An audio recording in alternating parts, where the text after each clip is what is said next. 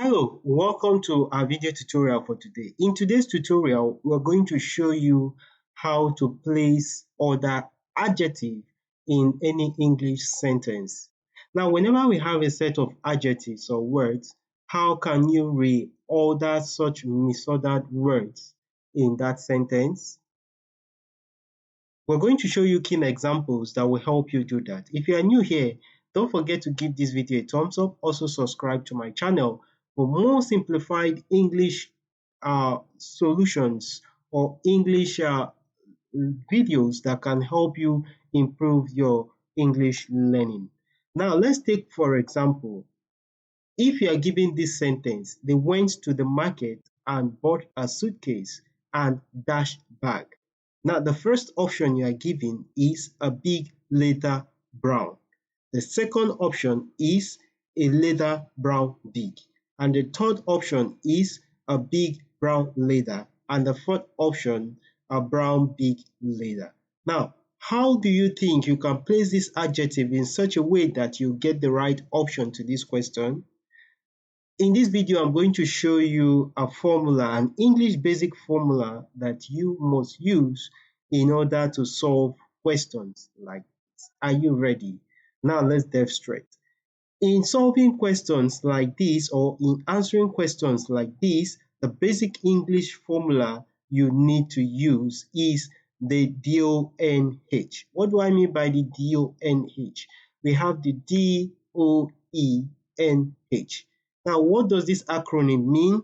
This acronym, in this acronym, the words or the adjective must appear in the order in which they are listed.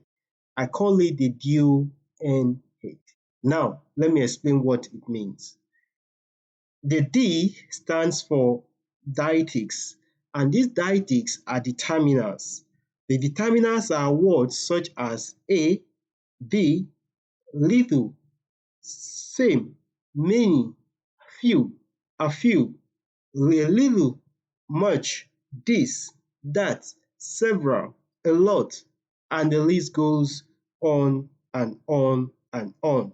So if any word or adjective exists, it must come first. This determinant must come first. In any sentence where you have a lot of adjectives, and you want to place them in their order, the determiners must appear first. Now take note of that. That is the D.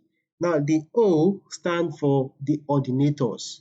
Now what are the ordinators? The ordinators includes the ordinals and the cardinals. What are the cardinals and what are the ordinals? The cardinals are numbers. They have to do with 1, 4, 2, second, 2, 10, 11. Why the cardinals are when you have 10, 7, 17th, 18th, 19th, and such numbers goes on and on. And when you have such numbers, they must come second in this order of adjectives. Now comes the E. What does the E stand for? The E stands for the epithets. The epithets. The epithets, what are the epithets? The epithets are divided into two parts. We have the subjective adjectives that are part of the epithets and the objective adjectives that are also part of the epithets.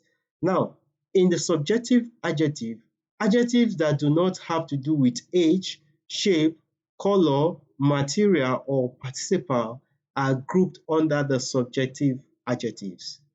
And they show debatable quality. That means they are open to controversy. What are examples of such adjectives? Such adjectives as good, strong, presentable, durable, handsome. Of course, what looks handsome in your own eyes might not be handsome in another man's eyes. What looks good in your eyes can also be debatable by another as a bad thing. So these are subjective adjectives, and whenever they appear under the epithet, they must come first before the objective adjectives. Now, what are the objective adjectives? The objective adjectives are definite classes, and they should be arranged in the order in which they appear. What are these definite classes?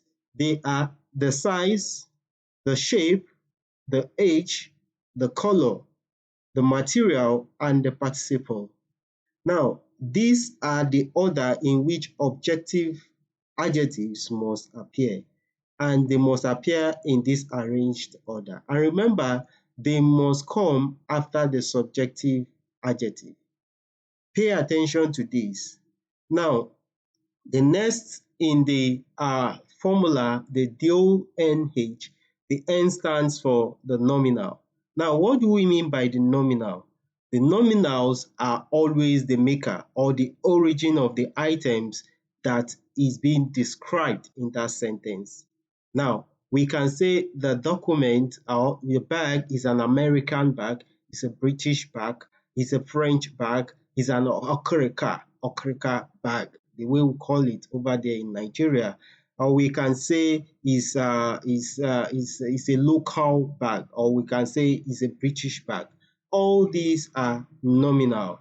So these nominals truly tells the maker or the origin of any item we are describing in that sentence. Now, finally, we have the head. What is the head? That is the DONH. The DONH, the head means what you are actually describing. It could be a bag, it could be a chair, it can be a dress, it can be cars, it can be bed, it can be chairs, it can be table, it can be a door, it can be an air condition, it can be a phone, whatever it is, that stands as a head. So note that this misordered word must be reordered in the order D to H.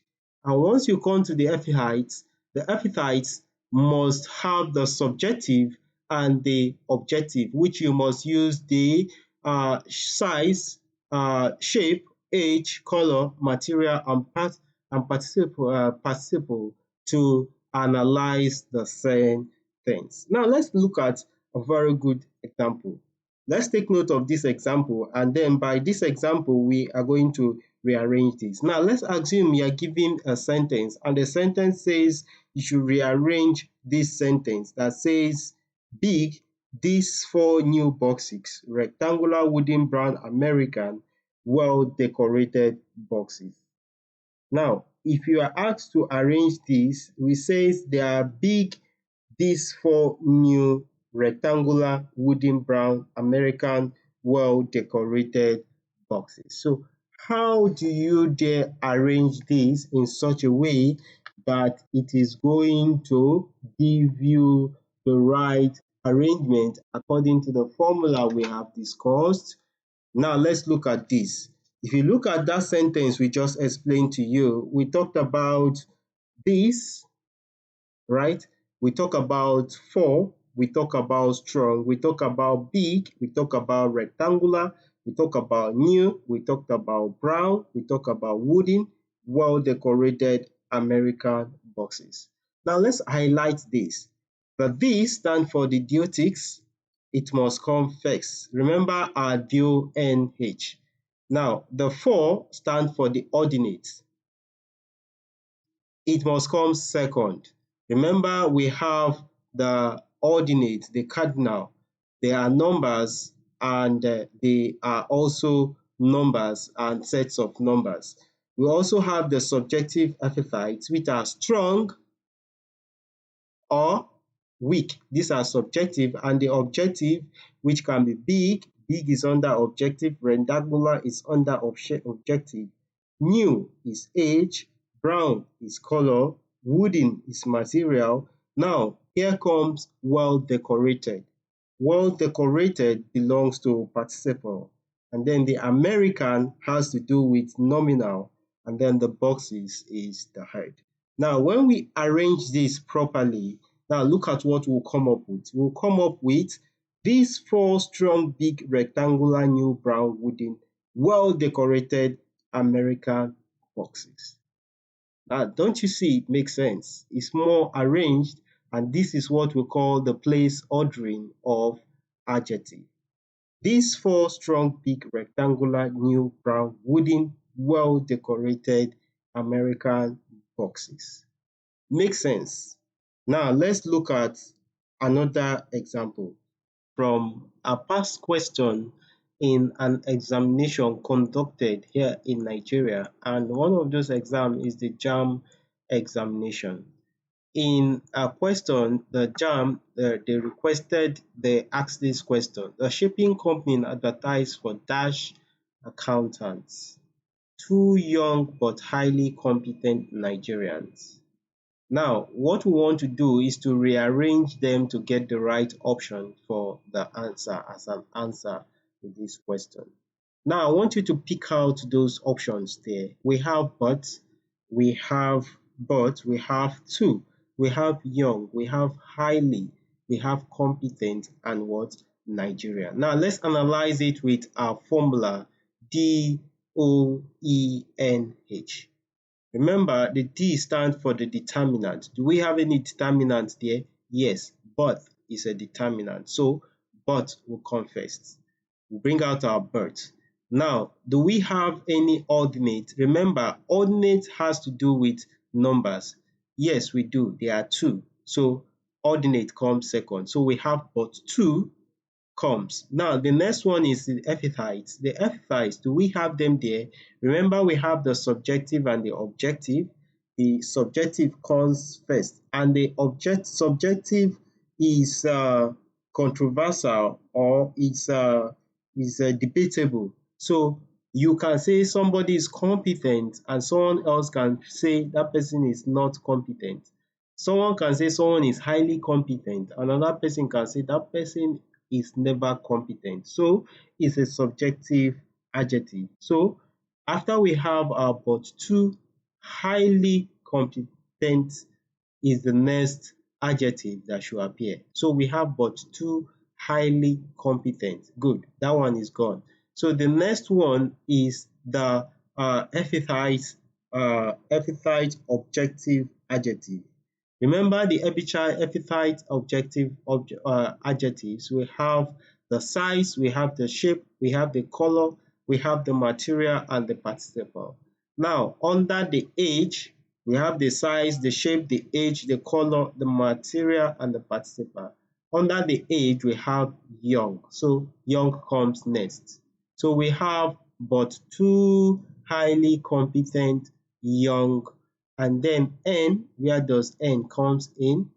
N is the nominal, and the nominal stands for the area, or the stands for the maker or origin, and that origin is Nigerian. So what's the best option there?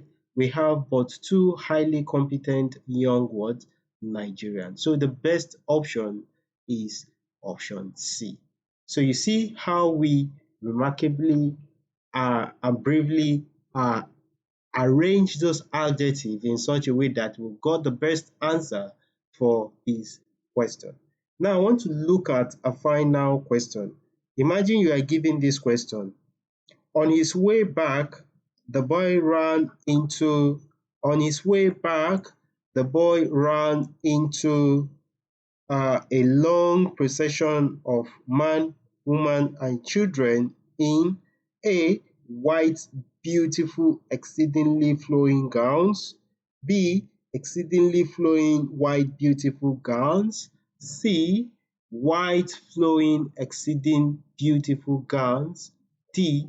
Flowing, exceedingly white, beautiful gowns. So how do you arrange these in the order in which they can be appreciated?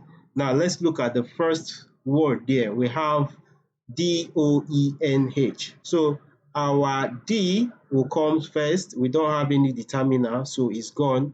Do we have any ordinate in terms of number? No. Ordinate is gone. Now, do we have any epithets? Epithets, we have epithets. Epithets, we have beautiful as a subjective. Yes, beautiful as a subjective. And then beautiful comes out. To stay, we have beautiful as our subjective. So let beautiful stay. Beautiful comes first. Do we still have any other epithet that is subjective? No. Then we'll go to the objective. Remember, the objective is size, shape, age, color, material, and participle. Participle. Now let's look at, do we have any size? No. We have any shape? No. We have color? Yes, white. So we have beautiful white staying by. Beautiful white staying by. Now, do we have any other apart from beautiful white? Yes, we have a participle. Participle is flowing exceedingly. Good. We have exceedingly and flowing. Exceedingly and flowing. They are two participles. So we'll arrange them. Beautiful, wide, exceedingly, flowing. What do we have next? We have gown.